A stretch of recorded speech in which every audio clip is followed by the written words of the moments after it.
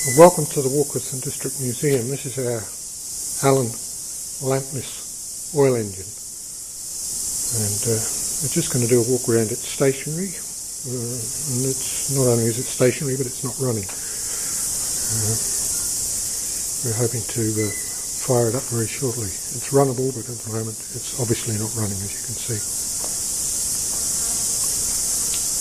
A lot of differences between this one and a lot of the other ones that I've seen online, and when we get around the other side hopefully you'll see. Must apologise for the sunshine, which is probably restricting what you're actually seeing to a certain extent.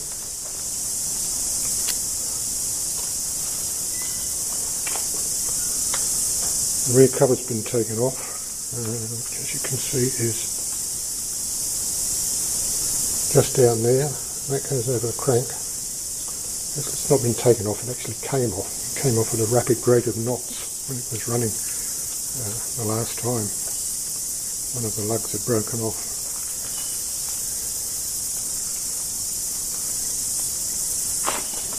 Here, well, we can see that down there. It's an oil drain.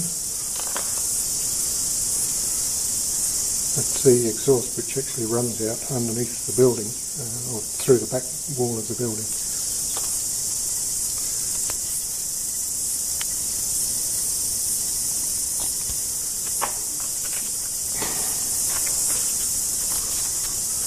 Right, the sun's gone down, so I might be able to get another shot around the front without you seeing my shadow. Oh no, here it comes again.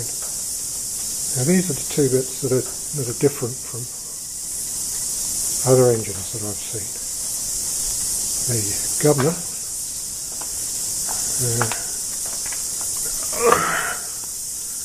which is right here, and they call it a packer governor. Let's see if I can turn the engine a wee bit.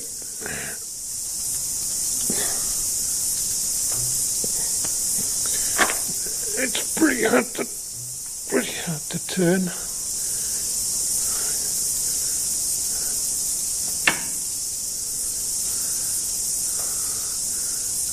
That's the governor, which is opposed to the one that you normally see, which is a centrifugal governor. And the other part, of course, is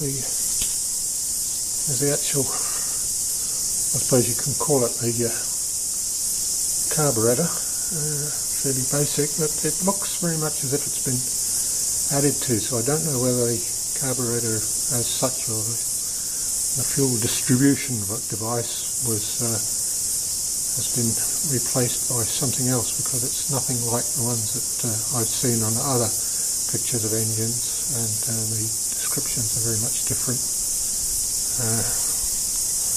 That's the air valve, the atmospherically inlet valve there, which you can adjust with this nut here to tension that spring, which obviously would affect the air fuel mixture.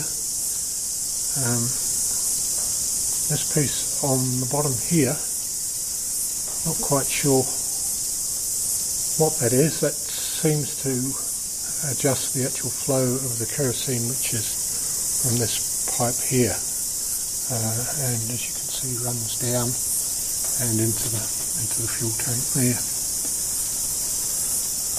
I'm beginning to think that some of the problem that we're having with running this engine is actually the fuel, because we're using just straight kerosene, and a number of posts I've seen have indicated that a kerosene petrol diesel mix is probably the best.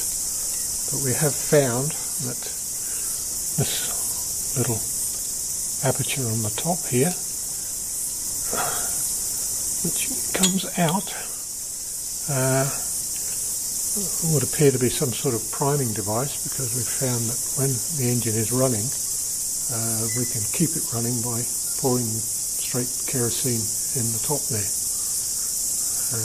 which makes me think that there may well be a problem with the actual fuel coming in.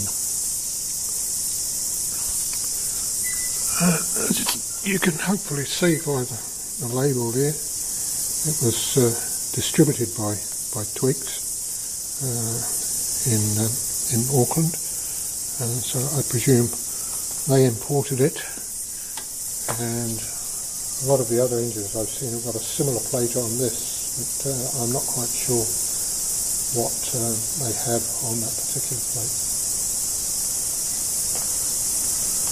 And going round, again I must apologise now, the sun's come out again.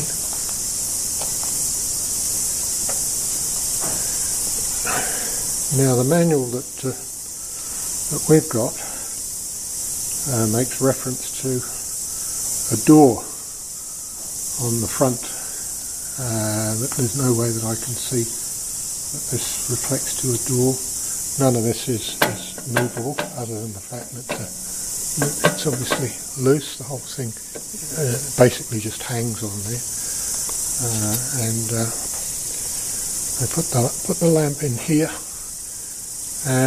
and away we go. As you might be able to see, it's actually not connected up to a water tank, largely because it never gets hot enough. The cylinder is full of water, a plug in there, and for the short amount of time that we've managed to run it, it doesn't really get hot enough to be able to run without the lamp being in there. But we have plans to get a water tank attached to it.